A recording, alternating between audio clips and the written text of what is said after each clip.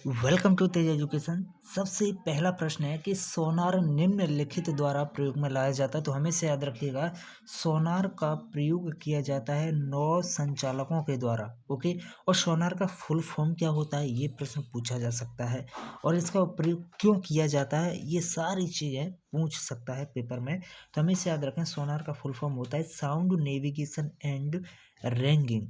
Okay. इसका प्रयोग नौ संचालकों के द्वारा किया जाता है और सोनार की सहायता से महासागर में डूबी हुई वस्तु की स्थिति जानने के लिए उच्च आवृत्ति की पराश्रव्य तरंगों को महासागर की गहराई में भेजा जाता है। और ये जो तरंगें महासागर की गहराई में जाती हैं, ये उस वस्तु से टकरा करके प्रतिध्वनि के रूप में वापस लौट आती हैं। और इस प्रकार महासागर में डूबी हुई वस्तुओं की वास्तविक स्थिति की जानकारी मिल जाती है कि कोई वस्तु महासागर में कितनी गहराई पर स्थित है। ओके। तो एक तरीके से कहें, सोनार का प्रयोग क्यों किया जाता है, तो सोनार का प्रयोग महासागर में डूबी हुई वस्तुओं की गहराई जानने के लिए किया जाता है। अगला प्रश्न है कि महासागर में डूबी हुई वस्तुओं की स्थिति जानने के लिए निम्न में से कौन से यंत्र का प्रयोग किया जाता है। अभी हमने देखा कि सोनार का प्रयोग महासागर में डूबी हुई वस्तुओं की स्थिति जानने के लिए किया जाता है। प्रश्न है कि सोनार में हम क्या उपयोग करते हैं। तो भाई अभी हमने देखा कि सोनार में हम पराश्रव्य तरंगों का उपयोग करते हैं। ओके, विकल्प सी इसका सही जवाब होगा। अगला प्रश्न है कि ध्वनि की तीव्रता को मापने वाला यंत्र कौन सा होता है। क्या ध्वनि की तीव्रता को क्रोनोमीटर के द्वारा मापते हैं, या एनोमीटर के द्वारा, या ऑडियोफोन के द्वारा, या फिर ऑडियोमीटर के द्वारा। तो हमें से याद रखें, ध्वनि की तीव्रता को ऑडियोमीटर के द्वारा मापते हैं। ओके, विकल्प डी इसका सही जवाब है। देखिएगा, ऑडियोमीटर के द्वारा ध्वनि की तीव्रता का मापन किया जाता है और एनीमोमीटर के द्वारा वायु के वेग की माप की जाती है। एनोमीटर किसके लिए, वायु के वेग की माप के लिए।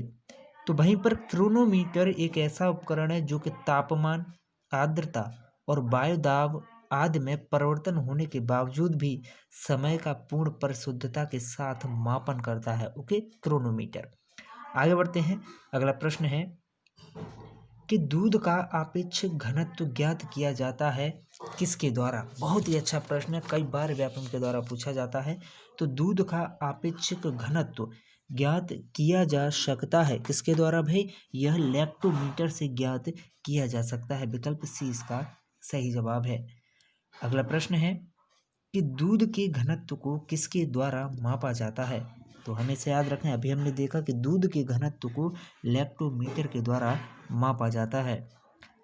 अगला प्रश्न है कि वायुमंडल की सापेक्ष आर्द्रता नापी जाती है किससे।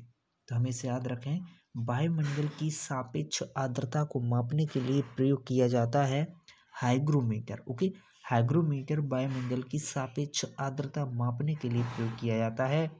अगला प्रश्न है कि हवा में आर्द्रता को नापने के लिए कौन सा उपकरण प्रयोग में लाया जाता है। तो हवा में आर्द्रता नापने के लिए प्रयोग किया जाता है हाइग्रोमीटर। अभी हमने प्रश्न देखा, केवल प्रश्न पूछने का तरीका बदला है, बाकी कुछ भी नहीं बदला है। अगला प्रश्न है, वायु की आर्द्रता मापने के लिए कौन सा यंत्र प्रयोग में लाया जाता है। तो अभी हमने देखा कि हाइग्रोमीटर वायु की आर्द्रता मापने के लिए प्रयोग लाया जाता है। प्रश्न है कि हाइग्रोमीटर से क्या मापा जाता है। तो भाई अभी हमने देखा, हाइग्रोमीटर से वातावरणीय आर्द्रता या फिर कहें हवा की आर्द्रता मापी जाती है। प्रश्न है कि आर्द्रता को मानांकित करने का उपकरण निम्न में से कौन सा है। तो हाइग्रोमीटर। ओके, विकल्प डी इसका सही जवाब है। तो किसी भी तरह से प्रश्न पूछ ले हाइग्रोमीटर से संबंधित, आप अब सही कर पाएंगे, परीक्षा में आपसे गलत नहीं होगा। चलिए, अगला प्रश्न है, एनीमोमीटर से निम्नलिखित में से किसका मापन किया जाता है। अभी हमने आपको बताया भी था ये प्रश्न। तो एनीमोमीटर से मापन किया जाता है पवन वेग का। ओके, विकल्प सी इसका सही जवाब है। अगला प्रश्न है कि वायु की गति निम्नलिखित के द्वारा मापी जाती है। बैरोमीटर के द्वारा, एनीमोमीटर के द्वारा, हाइड्रोमीटर के द्वारा, या फिर विंड वैन के द्वारा। तो वायु की गति मापने के लिए प्रयोग किया जाता है एनीमोमीटर। प्रश्न है कि पायरोमीटर किसके मापन में प्रयोग किया जाता है। तो हमें से याद रखें, वायुमंडलीय दाब के मापन में, आर्द्रता के मापन में, उच्च ताप के मापन में, घनत्व के मापन में।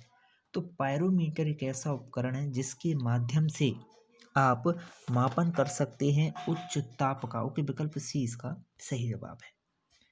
अगला प्रश्न है कि निम्नलिखित यंत्रों में से किसका उपयोग अत्यधिक उच्च ताप को मापने में किया जाता है। तो आप हमेशा याद रखना, अत्यधिक उच्च ताप को मापने में पायरोमीटर प्रयोग किया जाता है। अगला प्रश्न है कि निम्नलिखित तापमापियों में से किसे पायरोमीटर कहा जाता है। तो पायरोमीटर कहा जाता है विकिरण तापमापी को। ओके, पायरोमीटर किसे कहा जाता है, विकिरण तापमापी को पायरोमीटर कहा जाता है और उच्च ताप मापने के लिए पायरोमीटर का ही प्रयोग करते हैं। प्रश्न है कि वह थर्मामीटर जो 2000 डिग्री सेल्सियस मापने हेतु उपयुक्त होता है। देखिए, अभी हमने देखा उच्च ताप मापने में पायरोमीटर का प्रयोग किया जाता है। ओके, और 2000 डिग्री सेल्सियस बहुत उच्च तापमान है, तो इसे मापने के लिए पूर्ण विकिरण पायरोमीटर का प्रयोग किया जाएगा। ओके, आगे बढ़ते हैं। प्रश्न है कि पायरहेलियोमीटर का प्रयोग निम्न में से किसे नापने के लिए किया जाता है। तो भाई, पायरहेलियोमीटर का प्रयोग किया जाता है सोलर रेडिएशन को नापने के लिए। विकल्प बी इसका सही जवाब है। अगला प्रश्न है कि मैनोमीटर के द्वारा किसकी माप की जाती है। तो आप हमेशा याद रखें, गैसों के दाब को मापने के लिए मैनोमीटर का प्रयोग किया जाता है। किसे, गैसों के दाब को मापने के लिए मैनोमीटर प्रयोग किया जाता है। अगला प्रश्न है कि विद्युत धारा निम्न में से किस उपकरण से मापी जाती है। वेरी वेरी इंपॉर्टेंट प्रश्न है, तो हमें याद रखें, विद्युत धारा मापने के लिए एमीटर का प्रयोग किया जाता है। अगला प्रश्न है कि वायुमंडलीय दाब को मापने में किस यंत्र का प्रयोग किया जाता है। तो भाई, वायुमंडलीय दाब को मापने में प्रयोग किया जाता है बैरोमीटर। अगला प्रश्न है रक्तदाब नापने का यंत्र कौन सा है। तो आप हमेशा याद रखिए कि रक्तदाब मापने में स्फिग्नोमैनोमीटर प्रयोग किया जाता है और पूरे प्रश्न व्यापक के द्वारा पूछे जाते हैं। अब बने रहें तेज एजुकेशन के द्वारा इसी तरह के शानदार महत्वपूर्ण प्रश्नों के लिए।